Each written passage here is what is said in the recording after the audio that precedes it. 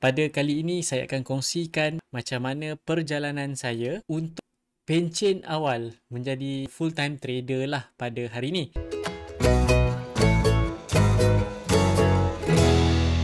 Assalamualaikum, salam sejahtera dan salam profit kepada anda semua trader-trader tegar yang sedia dan setia menantikan dan juga menonton saya punya video di YouTube pada kali ini. Dan seperti yang kita sudah tahu, yang kita sudah sedia maklum, pada awal tadi kita ada cakap, saya ada mention yang pada kali ini saya akan kongsikan macam mana perjalanan saya untuk pencen awal menjadi orang kata full-time trader lah pada hari ini. Okay, dia sebenarnya nak jadi full-time trader ni, dia sangat-sangat mudah dan sangat-sangat simple.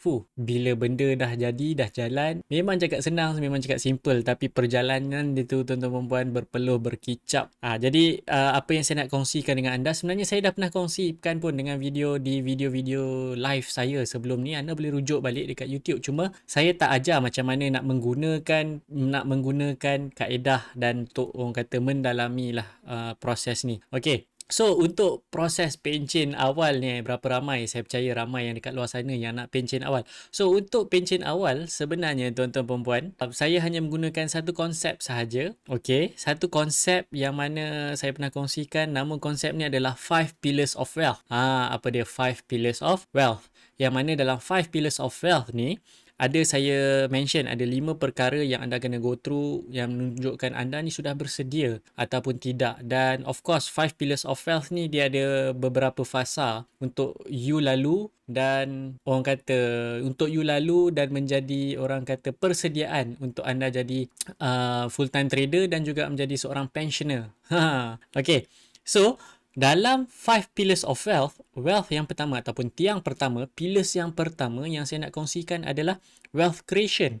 Yang mana dekat dalam wealth creation ni, pada fasa yang pertama, apa yang anda kena tahu adalah anda kena tahu macam mana nak cari duit. So, boleh jadi anda berniaga ataupun anda bekerja makan gaji. Tak jadi masalah, tak jadi isu sebenarnya. As long as you tahu macam mana you nak tarik duit masuk dekat dalam poket you, itu anda dah fulfill yang pertama, tiang pertama. Manakala tiang yang kedua, tiang yang kedua adalah wealth management, iaitu macam mana anda nak menguruskan duit anda. Okay, wealth management ni anda kena belajar, anda kena tahu, kenal pasti macam mana saya nak uruskan duit saya. So, bila anda dah tahu macam mana nak uruskan duit, maksudnya macam mana nak uruskan duit, anda kena pecahkan lah. Ini duit simpanan untuk pencen, ini duit simpanan untuk trading. Jadi, ini duit untuk aku berbelanja pada bulan ni. Jadi, anda kena ambil kira menguruskan kan, yang mana saya pernah belajar sebelum ni daripada salah seorang guru kewangan, pengurusan kewangan. Dia cakap kena ada 5 tabung. Kan, apakah 5 tabung tersebut nanti kita kupaskan, saya kongsikan dekat dalam satu video yang lain. Dan bila you dah ada duit, kan, sebab saya memang sangat-sangat tekankan bila anda nak terlibat dekat dalam mana-mana pelaburan, anda mesti ada duit simpanan anda sendiri. Yang mana duit simpanan ni dia bukanlah duit yang you pakai, orang kata kalau you pakai tu dia tak mengganggu kehidupan harian you, dia tak mengganggu orang kata duit you nak beli susu anak, duit you nak bayar tol, duit you nak beli makan, duit nak bayar sewa rumah, duit nak bayar rumah, duit nak bayar kereta, minyak dan sebagainya. Maksudnya you kena ada duit simpanan lebihan. Kan, maksudnya you dah siap plan, siap-siap dah. Masa dekat dalam wealth management tadi, duit ni aku nak simpan, kumpul 5,000 untuk aku mula trade dalam saham. Contoh. Tu satu contoh untuk aku mulakan satu perniagaan. Perniagaan apa? Perniagaan jual beli syarikat melalui saham. Alright. So, itu kita akan masuk kat wealth management, dekat wealth investment. So, bila you dah ada duit lebihan 5,000, you dah boleh jadi you dah boleh start dan mula sebagai seorang trader. And here is the tricky part. Okay. Sebab apa? Sebab nanti yang part wealth investment yang you nak jadi sebagai seorang trader ni pun dia akan ada kaitan dengan fasa yang kedua. Okay, so sekarang ni you dah ada wealth investment, you dah ada, orang kata dah go through 3 fasa. So sekarang ni kita nak masuk fasa yang keempat. Fasa yang keberapa? Fasa yang keempat, iaitu fasa wealth protection. So anda dah kerja, anda dah ada harta sikit, dah ada simpanan sikit kan. Benda paling penting sekarang dekat sini adalah anda kena lindungkan anda punya kekayaan anda. Maksudnya duit anda nak kena sorok, kena pandai sorok, letak dekat mana. Kalau apa-apa jadi dekat anda, apa jadi dekat duit-duit harta-harta anda ni kan, hutang-hutang siapa yang nak tanggung. So anda dah kena plan dan rancang macam mana nak masuk dekat dalam wealth protection ni. Dan of course saya tahu juga apa tempat-tempat yang anda boleh sorok. Tapi tu bukan bidang saya, bukan kepakaran saya. Nanti kita akan buat satu video lain dengan tetamu khas yang dia boleh kongsi dan dia boleh kupaskan lebih banyak lah on this topic. Dan yang terakhir sekali adalah wealth distribution. Maksudnya bila you dah ada pendapatan ni apa semua, you kenalah orang kata sedekahkan sedikit kan, sebab zakat tu dah memang wajib kan, you buatlah amal jariah tu lebih sikit. So selesai fasa pertama, sebab fasa pertama ni kalau you perasan saya ada cakap pasal kerja dulu. Now kita masuk fasa yang kedua, yang mana kalau kita ingat balik kalau kita ingat balik tiang yang pertama tadi saya cakap pasal wealth creation. So bila you jadi seorang trader, wealth creation you, pendapatan yang you nak kena buat, you nak kena dapatkan income adalah daripada trading. Maksudnya you kena trading lah, you kena trade, you buat untung. Bila jadi trader ni, keuntungan dia yang you nak ambil adalah atas perubahan ataupun atas kenaikan harga saham. Maksudnya saya pernah tekankan sebelum ni, kita panggil dia sebagai capital gain. Maksudnya you beli murah, you jual mahal. Cakap mudah kan, nak buat dia tu susah. Nak pula dalam keadaan pasaran yang tidak menentu.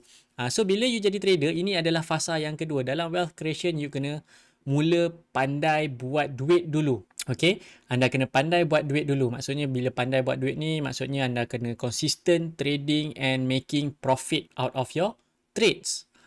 Okay. So ini adalah wealth creation, but at the same time dalam pada masa yang sama juga anda masih lagi bekerja, belum lagi pencen jadi full time trader lagi ni. Okay. Anda masih lagi bekerja. So anda ada dua income. And the best part is income yang you dapat daripada trading ni, kalau you nak accelerate, you nak lebih cepat pencen, you jangan guna duit trading you ni untuk berbelanja, orang kata jadi duit tambahan untuk tanggung kehidupan you. Jangan. Sebaliknya apa yang you kena buat adalah you gunakan pendapatan yang you dapat daripada trading ni, you compound dan compound dan compound. Macam mana nak compound? Gunalah calculator compound interest, yang mana percuma je. You Google compound interest calculator, you boleh dapat secara percuma. Okay. Dan bila you dah mula dapat pendapatan yang konsisten dalam orang kata you punya trading, then you dah kena start planning. Okay.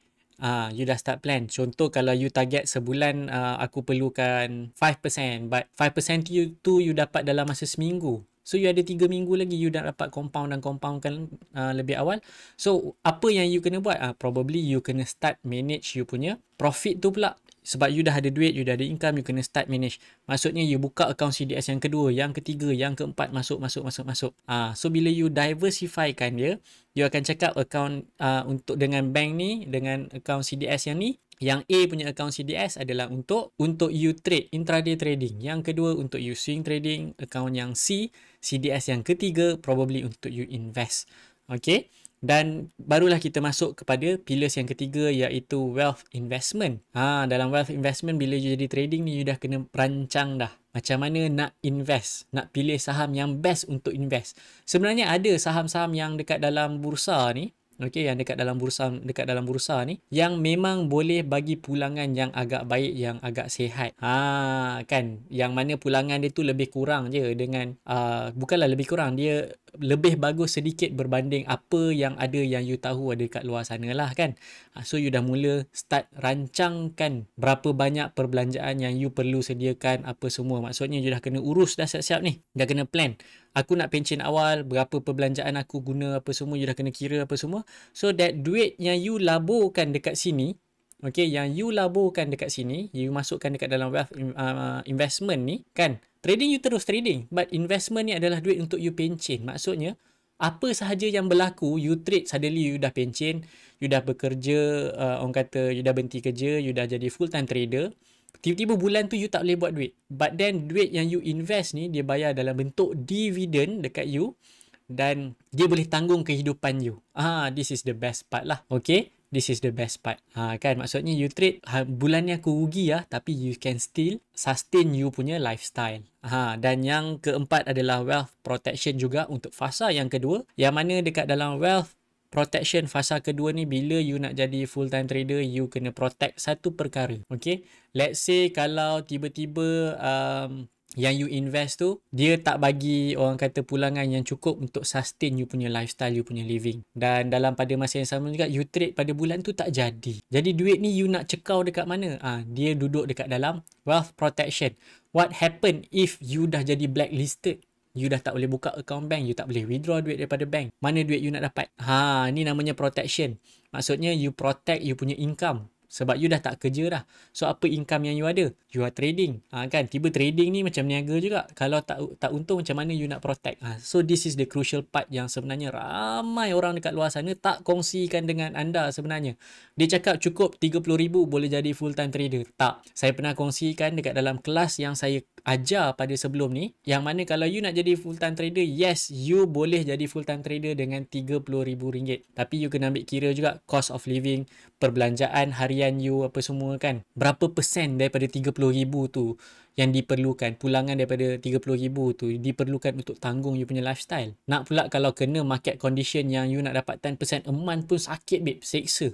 Contohnya lah kan. Jadi macam mana you nak sustain? Dengan 30,000. Of course susah. Jadi persediaan untuk you jadi full time trader sebenarnya, yes, you boleh trade dengan 30,000 kan. Yang 30,000 ni lah yang orang kata untuk duit, bila orang kata duit geli-geli, bila you dah retire, you ada duit yang you invest bagi pulangan dalam bentuk dividen. Duit ni untuk sustain you punya lifestyle. But untuk you orang kata hidup ekstra, you nak pergi tengok wayang ke, you nak pergi makan tempat yang orang kata ada status yang posh sikit kan, you boleh guna duit trading ni. At the same time, dalam pada masa yang sama juga, bila you trade, you manage you punya duit balik kan. You manage duit ni aku nak masuk untuk invest dekat sini, kat A, B, C dan D. So bila you dah susun semua benda ni, insyaAllah you dah bersedia sebenarnya untuk pencen awal kan. So berapa lama tempoh yang diperlukan? Ini semua you kena guna satu calculator magic yang dipanggil sebagai compound interest calculator. You bermainlah dengan calculator tersebut dan you kira you punya lifestyle, berapa perbelanjaan bulanan, duit kereta, duit rumah, duit minyak, duit makan, duit pampers, duit susu, segala perbelanjaan yang you gunakan, you kira balik, elektrik, air apa semua,